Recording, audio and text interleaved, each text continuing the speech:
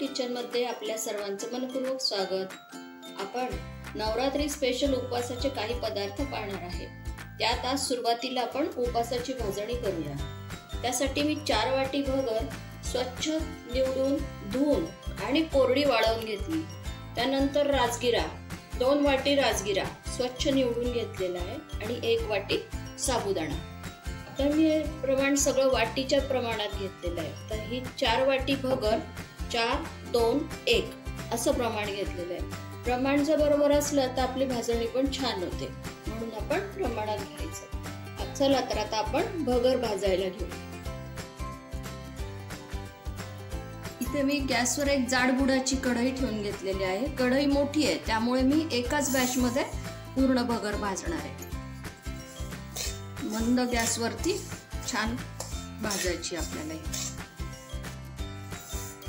हे पाहता मी 5 मिनिटं ही छान भाजून घेतलेली आहे।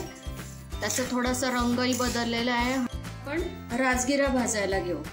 राजगिरा भाजण्यासाठी मी कढईमध्ये 2 चमचे राजगिरा टाकते आणि तो भाजण्यासाठी उचटणं न वापरता मी एका रवीला स्वच्छ कपडा असा गुंडाळून घेतलेला आहे।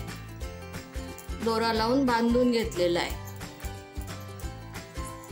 आणि असं केलं की त्या लाया फुटतात, राजगिऱ्याच्या लाया फुटतात, त्या इकडे तिकडे उडतात। म्हणून मी खाली एक पेपर सुद्धा पसरवून ठेवलेला आहे सगळीकडे, जे उडला तरी आपल्याला पेपरवर पडलेल्या लाया भरता येतात।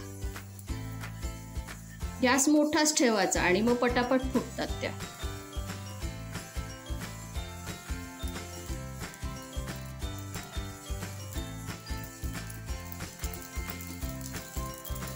तुम्हाला भाजणी जर कमी करायची असली तर प्रमाण याच्यानुसार कमी करायचं, जास्त करायचे असेल तर दुप्पट घ्यायचं। असं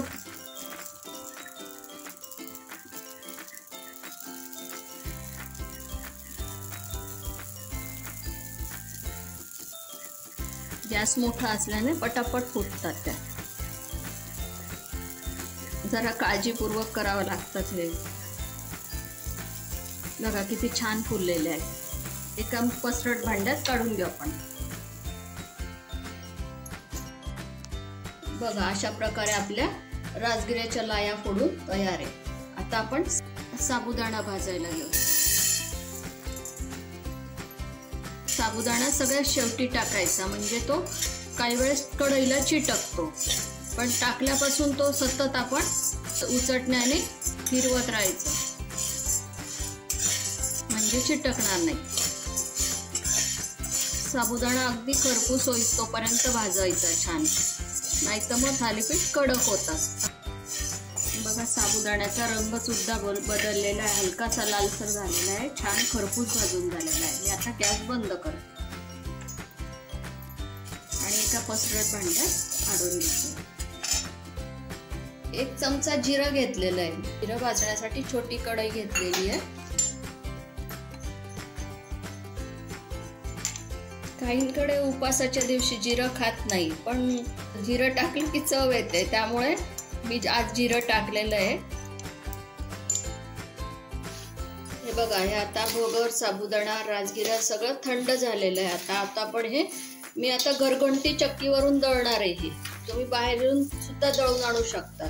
मिक्सरवर दळलं की मग ते चाळावं लागतं वगैरे, तर दळण चक्कीतून दळून आणलं तरी चालतं।